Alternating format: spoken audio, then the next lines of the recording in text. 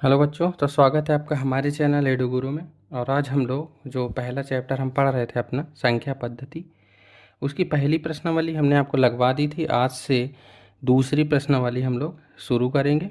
तो इसमें पहला प्रश्न जो है वो सत्य और असत्य का ही है, और इसमें कारण भी बताना है। तो जो उसका अंतिम सवाल था ना पहली एक्सरसाइज का, वो इसका पहला बन गया है ना। तो ऐसे सवाल पूछे नहीं जाते, लेकिन ये कि लगाना चाहिए, इससे आपके कॉन्सेप्ट जो है वो क्लियर होते हैं कि कौन सी चीज़ कैसे हल होती है, और कारण भी देना होता है। सत्य सत्य हो सकता है आप जानते हो, क्योंकि आपको जानकारी है तो पता ही होगा, लेकिन ये है कि उसका कारण कैसे दिया जाए, ये ज़रूरी होता है। तो चलिए शुरू करते हैं। पहला सवाल, प्रत्येक अपरिमेय संख्या एक वास्तविक संख्या होती है। तो पिछले वाले में ना हमने आपको बताया था संख्या का विभाजन, चलिए फिर से बता देते हैं, है ना। आपके लिए क्या पहला क्या दूसरा, चलो देखो। संख्याओं को दो तरह से बांटा जाता है। पहली जो है वो है वास्तविक संख्या, दूसरी जो है वो होती है काल्पनिक संख्या। वास्तविक संख्याएं वे संख्याएं होती हैं जिनका वास्तव में कोई मान होता है, और काल्पनिक संख्याएं वे होती हैं जिनका कोई वास्तव में मान नहीं होता है। ठीक है, ये आप कक्षा 11 में पढ़ते हैं। कॉम्प्लेक्स नंबर इसको बोलते हैं, और इमेजिनरी नंबर या कॉम्प्लेक्स नंबर वो पढ़ते हैं। तो उसमें यही पढ़ना होता है। दरअसल इनको बोलते हैं इमेजिनरी नंबर। तो कक्षा 11 में एक चैप्टर है कॉम्प्लेक्स नंबर, जिसको बोलते हैं सम्मिश्र संख्याएं। तो उसमें काल्पनिक और वास्तविक दोनों को मिक्स करके पढ़ते हैं, है ना। उनको सम्मिश्र संख्या, वो दोनों का योग होता है एक तरह से। तो हमको खैर वो बाद में जब पहुँचेंगे यार हम तो पढ़ लेंगे। वास्तविक संख्याओं देखो, वास्तविक होती हैं दो तरह की, एक होती है परिमेय और दूसरी होती है अपरिमेय। परिमेय वे संख्याएं होती हैं जो पी बाई क्यू के रूप में लिख सकते हैं, और अपरिमेय वे हैं जो पी बाई क्यू के रूप में नहीं लिख सकते। फिर परिमेय के ही भाग हो जाते हैं प्राकृतिक संख्या, उसी में शून्य को ऐड कर देंगे तो हो जाएगी पूर्ण संख्या। फिर एक होती है पूर्णांक, पूर्णांक होती है माइनस इनफाइनाइट से प्लस इनफाइनाइट, यानी सारे ऋणात्मक नंबर भी और धनात्मक नंबर भी, है ना। इतने से आपके सवाल हो जाएंगे, आप समझते हैं। पहला, और ये इसलिए बताते हैं ना कि देखो सवाल हल करना ज़रूरी नहीं कि आपको सिर्फ सवाल के उत्तर बताए जाएं, आपको साथ साथ समझना भी चलना है। अगर आप इन चीज़ों को धीरे धीरे समझ लेंगे तो सवाल तो हो ही जाएगा। पहला देखो, पहला है प्रत्येक अपरिमेय संख्या एक वास्तविक संख्या होती है। एक चीज़ और बता दें, जो जिसका भाग होता है ना, जैसे वास्तविक संख्याओं के दो भाग हैं, परिमेय अपरिमेय। तो अगर हम ये कहें कि सभी परिमेय संख्याएं वास्तविक हैं, बिल्कुल, है ना, क्योंकि इनके ये पुत्र हैं दो। प्रत्येक अपरिमेय संख्या वास्तविक है, हाँ है। लेकिन अब हम ये बोल दें कि प्रत्येक वास्तविक संख्या सिर्फ परिमेय होती है, तो ये असत्य है, क्योंकि वास्तविक संख्या के तो दो है ना, परिमेय और अपरिमेय। तो ये ध्यान रखना है। जैसे यहाँ पर बोल दिया कि प्रत्येक अपरिमेय संख्या एक वास्तविक संख्या होती है, प्रत्येक अपरिमेय संख्या वास्तविक होती है, हाँ होती है। ठीक है ना, तो ये क्या होगा, सत्य होगा पहला। ठीक है, सत्य। अपरिमेय संख्या एक वास्तविक, तो यहाँ से लिख देंगे सत्य, बिल्कुल सत्य है भैया। प्रत्येक अपरिमेय संख्या एक वास्तविक संख्या होती है। क्यों होती है, क्योंकि वास्तविक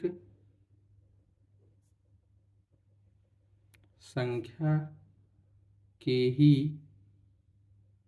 भाग में एक भाग वास्तविक संख्या का है। इस तरह से भी लिख सकते हैं, भाषा अपने हिसाब से लिख सकते हैं, या इसमें ये भी लिख सकते हैं कि क्योंकि अपरिमेय और परिमेय संख्याएं ही मिलकर वास्तविक संख्याओं को बनाते हैं, इसलिए प्रत्येक अपरिमेय संख्या वास्तविक होती है। तो ये भी सही है। ठीक है, का नाम एक वास्तविक संख्या है। यहाँ तो उदाहरण दे दें तो और ही अच्छी बात है। जैसे प्रत्येक, अब जैसे √2 एक अपरिमेय संख्या है तथा यह एक वास्तविक संख्या भी है। इस तरह से थोड़ा सा और सवाल का उत्तर सज जाएगा, अगर उदाहरण देने से बहुत काम होता है। दूसरा देखो, दूसरा है संख्या रेखा का प्रत्येक बिंदु रूट एम के टाइप का होता है, जहाँ एम एक प्राकृतिक संख्या है। तो ऐसी संख्याएं ज़्यादातर जो होती हैं वो अपरिमेय होती हैं। तो यहाँ लिखा संख्या रेखा का प्रत्येक बिंदु ऐसे होता है, ऐसा बिल्कुल भी नहीं है। आपने पढ़ा होगा बहुत पहले से कि जो संख्या रेखा होती है उसमें सभी संख्याएं निरूपित की जाती हैं। संख्या रेखा पर सभी संख्याएं, और सभी संख्याओं में कौन, वास्तविक की काल्पनिक, कौन सी, वास्तविक। तो संख्या रेखा में सभी वास्तविक संख्याएं होती हैं, ना कि केवल अपरिमेय या रूट एम टाइप की। इसमें तो दो भी किया जाएगा, जरूरी थोड़ी कि root 2, root 3, root 4, root 5, root 6 इस तरह का हो, है ना।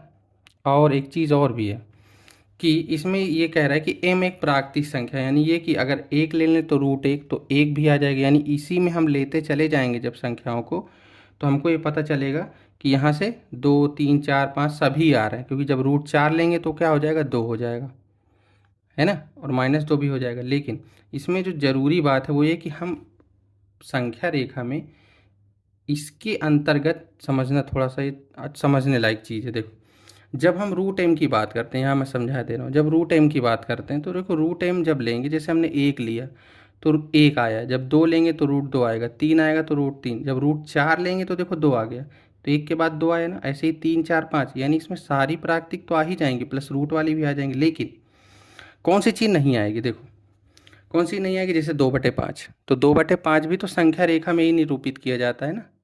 तो इसलिए ये क्या हो जाएगा, असत्य। समझ में आया, असत्य, क्योंकि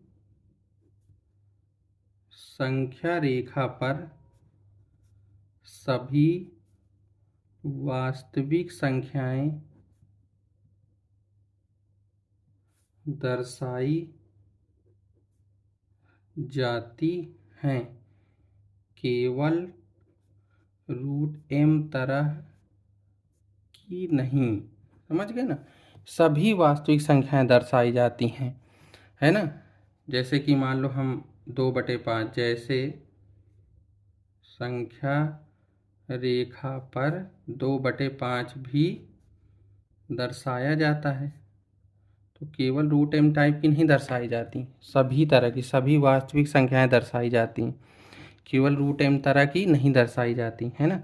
तो रूट एम में देखो क्या क्या समाहित हो गया, रूट एम में आपको समाहित हो गया था रूट 2, रूट 3, रूट 4 इस तरह वाले, और 1, 2, 3, 4, 5। और चूंकि ऋणात्मक तो लेना नहीं क्योंकि प्राकृतिक है, लेकिन इसमें जो नहीं आया, कौन सा नहीं आया, परिमेय। परिमेय संख्याएं इसके अंतर्गत, दूसरी जो हमारा वाक्य दिया था इसमें परिमेय संख्याओं का समावेशन नहीं हुआ, इसीलिए ये वाला जो दूसरा था वो क्या हो गया, असत्य हो गया। क्योंकि संख्या रेखा में हम परिमेय संख्याओं को भी दर्शाते हैं, 2/5, 7/2, 3/4 इस तरह वाली, और इसमें कह रहा था कि खाली रूट वाली ही दर्शाई जाती हैं, तो ऐसा बिल्कुल भी नहीं है। अगर यहाँ पर एम ना प्राकृतिक ना दिया होता तो शायद कुछ सोच सकते थे, लेकिन अब तो कुछ नहीं। थर्ड देखो, कह रहा है प्रत्येक वास्तविक संख्या एक अपरिमेय है, तो ये पहले का ना उल्टा लिख दिया। पहला देखो, अगर एक परिमेय संख्या वास्तविक है, अगर पहला सत्य है तो इसका उल्टा बिल्कुल असत्य होना चाहिए। प्रॉब्लम क्या लिख दो, असत्य, है ना, यहाँ सत्य में लिख देंगे प्रत्येक वास्तविक संख्या एक अपरिमेय संख्या नहीं होती है, क्योंकि वास्तविक संख्या, थोड़ा राइटिंग का समझ लेना, क्योंकि वास्तविक संख्या परिमेय और अपरिमेय दोनों संख्याओं से बनी होती है, ऐसे लिख देंगे, है ना। जैसे पहले एक हमने इस तरह की भाषा लिख के दिखा दिया, पहले में देखो हमने लिखा था क्योंकि वास्तविक संख्याओं के ही भाग में एक भाग एक भाग वास्तविक संख्या का है, अरे गलती, ये तो कहो पढ़ लिए, क्या होगा, अपरिमेय हो गया, सॉरी जल्दबाजी में हो गया, अपरिमेय होगा, ठीक है। वास्तविक संख्या के एक भाग में ही अपरिमेय संख्या का, इसलिए पहला सत्य है। और दूसरी भाषा में हमने ये लिख दिया क्योंकि वास्तविक संख्या परिमेय अपरिमेय दोनों संख्याओं से मिलकर बनी होती हैं, ठीक है। क्योंकि वास्तविक संख्या के ही दो भाग होते हैं, परिमेय और अपरिमेय। तो इन्हीं दोनों से मिलकर बनी हुई है। कोई संख्या परिमेय होगी तो अपरिमेय नहीं होगी, अगर अपरिमेय होगी तो परिमेय नहीं होगी। इन्हीं दोनों को मिला करके ही वास्तविक संख्या बनती हैं। तो प्रत्येक वास्तविक संख्या केवल अपरिमेय नहीं हो सकती, वो दोनों हो सकती है, ठीक है। लेकिन प्रत्येक अपरिमेय संख्या एक वास्तविक है, प्रत्येक परिमेय संख्या एक वास्तविक है। जो इनके भाग होते हैं उनसे अगर हम वाक्य उठाकर इसको बोलेंगे तो हमेशा सत्य होता है, ठीक। सबसे बढ़िया जो था वो दूसरा नंबर था इसमें। संख्या रेखा का प्रत्येक बिंदु रूट एम टाइप का होता है, ऐसा बिल्कुल भी नहीं है। क्योंकि जो बटे वाले नंबर हैं, जो परिमेय वाले हैं, वो भी संख्या रेखा में ही दर्शाए जाते हैं। संख्या रेखा में क्या नहीं दर्शाया जाता? केवल काल्पनिक संख्याओं को नहीं दर्शाया जाता, इसके अलावा सभी संख्याओं को दर्शाया जाता है, ठीक है। तो ये था प्रश्न संख्या पहला, इसको लगा लीजिए, पढ़ते रहिए। मिलेंगे अगले वीडियो में। धन्यवाद।